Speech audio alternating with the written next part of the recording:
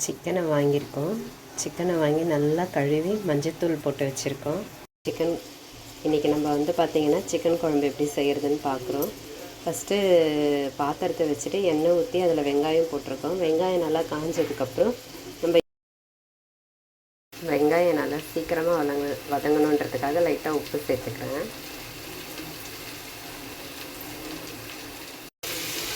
தக்காளி நல்லா வேகணுன்றதுக்காக மஞ்சத்தூள் ஆட் பண்ணிக்கலாம். உப்பு ஆல்ரெடி சேர்த்துருக்கோம் இதில். இப்போ தக்காளி நல்லா வதங்கிடுச்சு. இப்போ நம்ம கறியை ஆட் பண்ணிக்கலாம். நல்லா மஞ்சத்தூள்லாம் போட்டு வச்சுருக்கேன், முன்னாடியே வச்சுருக்கேன். ஒரு 1/2 அன் ஹவர் கிட்ட ஆயிடுச்சு. இப்போ கறி மிக்ஸ் பண்ணிக்கலாம். நம்ம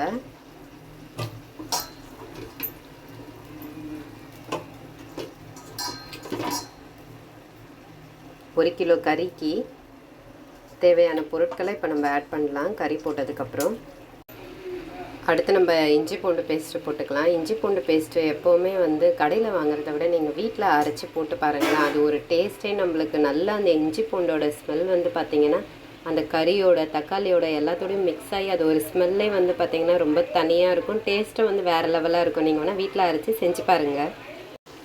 இப்போ ஃபஸ்ட்டு நம்ம சிக்கன் மசாலா வந்து ஆட் பண்ணிக்கலாம். நான் வந்து 10 ரூபா பேக்கெட்டில் வந்து ஒரு கொஞ்சம் ஆட் பண்ணிக்கிறேன். இப்போ இது கூட வந்து நம்ம வந்து சில்லித்தூள் ஆட் பண்ணிக்கலாம். என்னுடைய எல்லா சமையல்லையுமே வந்து பார்த்திங்கன்னா தனியாத்தூளும் சில்லித்தூளும் இருக்குது. அது எனக்கு அப்படி செஞ்சு பழகினதுனால அது ரொம்ப பிடிக்கும். நீங்களும் வீட்டில் ட்ரை பண்ணி பாருங்கள். இது ரெண்டுமே மிக்ஸ் பண்ணி செஞ்சு பாருங்கள், அதுவும் நல்லாயிருக்கும். அடுத்து பார்த்திங்கன்னா நம்ம வீட்டில் அரைச்ச மிளகாத்தூள் வந்து ஒரு 2 ஸ்பூன் ஆட் பண்ணிக்கலாம். நம்ம வீட்டில் அரைச்ச தூள் நீங்கள் அதிகமாக யூஸ் பண்ணுங்கள். நம்மளுக்கு என்ன பார்த்திங்கன்னா இந்த வாய்வு பிரச்சனை, இந்த வயிற்று பிரச்சனை எதுவுமே வராது. வீட்டில் அரைக்கிறது வந்து நம்மளுக்கு ரொம்ப பெனிஃபிட்டாக இருக்கும். நீங்களும் ட்ரை பண்ணுங்கள். வீட்டில் அரைச்சி அந்த மிளகாத்தூளை யூஸ் பண்ணி பார்க்கும்போது உங்களுக்கு ரிசல்ட்டு நல்லாவே தெரியும். இப்போ நம்ம கொஞ்சம் தண்ணி சேர்த்துக்கலாம். கறி முங்குற அளவுக்கு இருந்தால் போதும். அது ட்ரை ஆக நம்மளுக்கு அந்த தொக்கு மாதிரி நம்மளுக்கு அந்த கண்டென்சனில் வந்து கிடச்சிரும். குழம்பு பார்த்திங்கன்னா இப்போ நல்லா கொதிக்க ஆரம்பிச்சிச்சு.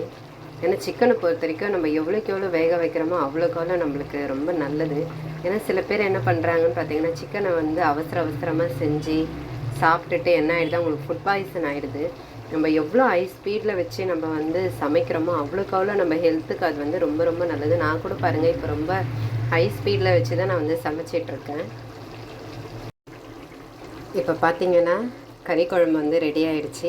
கடைசியாக பார்த்திங்கன்னா நம்மளுடைய ஸ்பெஷலான மல்லியை இப்போ நம்ம ஆட் பண்ணிக்கலாம்.